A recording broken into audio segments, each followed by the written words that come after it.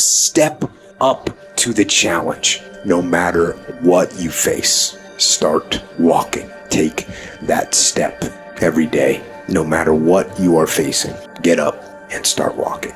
If you want to make your dream become reality, the people that are running at their dreams know that it's possible that you can live your dream, that it's necessary, that you're relentless, that you have a plan of action, that you are creative.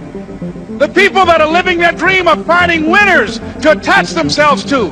The people that are living their dreams are the people that know that if it's going to happen, it's up to them.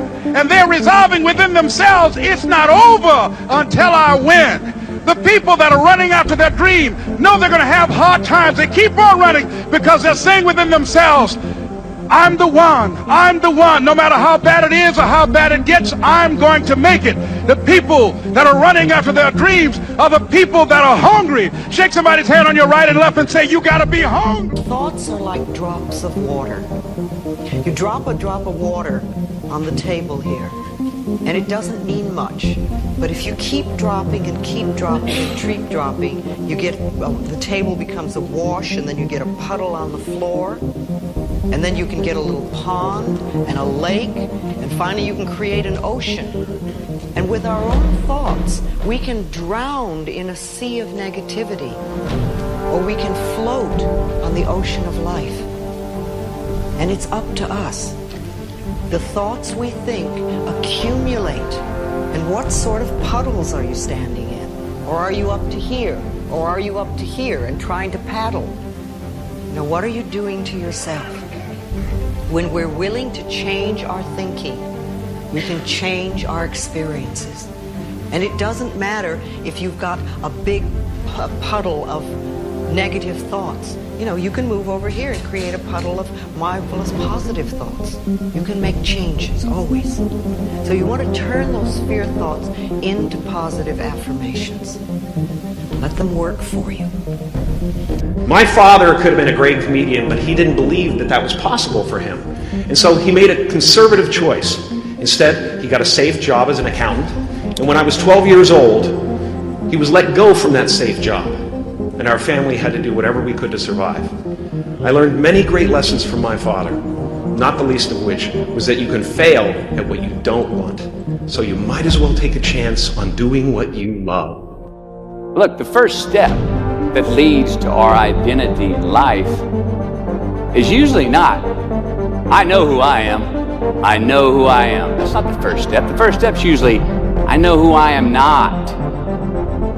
Process of elimination. Defining ourselves by what we are not is the first step that leads us to really knowing who we are. Well, those people, those places, those things, stop giving them your time and energy. Just don't go there. I mean, put them down. And when you do this, when you do put them down, when you quit going there, and you quit giving them your time, you inadvertently find yourself spending more time and in more places that are healthy for you, that bring you more joy. Why? Because you just eliminated the who's, the where's, the what's, and the when's that were keeping you from your identity. Don't allow yourself a switch off button. I know there's always an answer. No matter how dark that place may be, there's always a way out. Just gotta keep going. Hold on to that fundamental quality of faith. Have faith that on the other side of your pain is something good. Ultimately, martial art means honestly expressing yourself. Now, it is very difficult to do. I mean, it is easy for me to put on a show and be cocky and be flooded with a cocky feeling and then feel like pretty cool and all that. Or I can make all kinds of phony things, you see what I mean? Blinded by it. Or I can show you some really fancy movement. But to express oneself honestly, not lying to oneself, and to express myself honestly, that, my friend, is very hard to do. And you have to train. You have to keep your reflexes so that when you want it, it's there. When you want to move, you're moving. And when you move, you are determined to move. Not taking 1 inch, not anything less than that. If I want to punch I'm gonna do it, man, and I'm gonna do it, you see? So I mean, so that is the type of thing you have to train yourself into it. Remember that even in the most wretched times, when you face darkness yourself, no matter how bad things get, remember not to stop, remember not to pause, remember not to hesitate, remember to put one foot in front of the other. Take that first step and start walking. It's not easy. It can be tremendously difficult. It's easier to quit. It's easier to succumb. It's easier to give in. But to go forward, that's tremendously difficult. You have to be bold to do that, to say, no, this is not where I'm going to be. I often think of another person. This woman and I are the same exact age, same zodiac sign, went to the same elementary school, and lived a half a block away from each other in my hometown, Milwaukee, Wisconsin. There was nothing in our environment that said I was going to go on to become Chris Gardner and she was going to go on to become Oprah Winfrey. There was nothing there. We chose. And there are a lot of people in this world who have also chosen. That's one of the things I've learned, this part of the journey of life. So many of us have chosen. And one of the most important things that we have chosen is to break these various cycles. Cycles like links in a chain. We've chosen to break these cycles. We've chosen that, you know what? Whatever was an issue, a challenge, or a problem for me does not have to become generational and get passed on to my children. Today will be that day. Not tomorrow, not next week, but right now, right here, in your house, in your home. Who am I? I'm the champion. History will remember me. I will not let worry about him being gone. I will define myself. I will write my own praises. And no one will tell me what I can never be. I will never go out not knowing I've given everything I've got. Because who am I? I'm the champion. Who am I? I'm the champion. Who am I? I'm the champion. Who am I? I'm the champion. Who am I? I'm the champion. You gotta forgive yourself.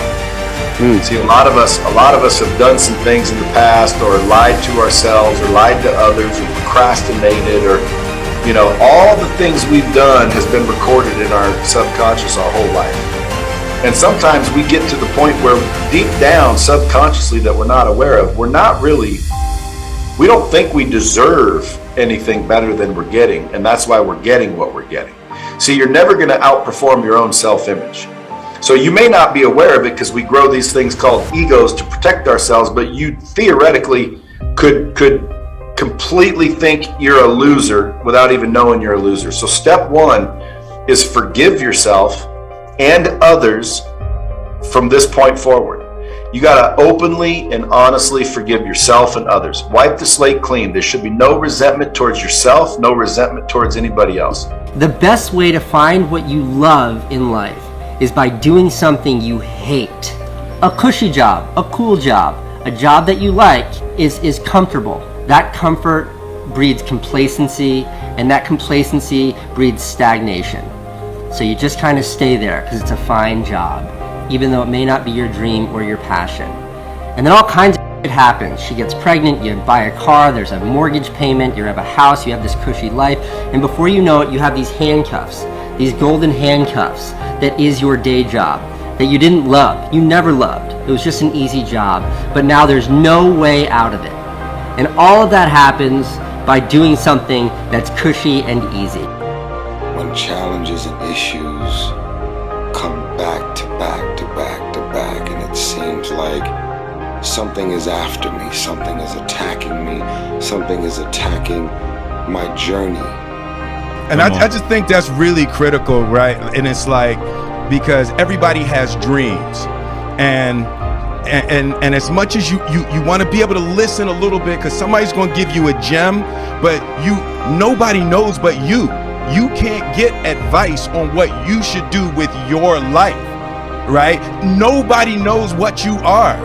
Like even sometimes you don't really even know what you are. You got to take your shot.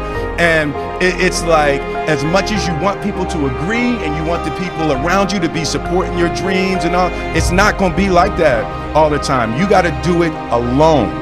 And people will help you, and when you get the ball rolling, people will jump on. But if you don't believe, nobody else is going to believe. People come along because your belief is so insane. It never bothered me if people disagreed with what I thought, as long as I felt I knew the facts. I mean, there's a whole bunch of things I don't know a thing about. I just stay away from those. So I stay within what I call my circle of competence. Tom Watson said it best. He said, I'm no genius, but I'm smart in spots, and I stay around those spots. Well, I try and stay around those spots, and I just don't have a problem if somebody says, you're wrong on something. I go back and look at the facts, and I think that really is much more important, frankly, than having a few points of IQ or having an extra course or two in school or anything of the sort. You need emotional stability. Sports is a tool that teaches, and it teaches you bad things. It can also teach you good things. It's how you perceive those things. I've looked at every experience that I've had, negative and positive, and taken that as a positive. If I wouldn't change anything, because I think it would alter some of the other things that happen. So when I look back, I can't say that I've had any bad things happen. Sure, you don't want bad things to happen, but you deal with bad things. You can't have good or without bad.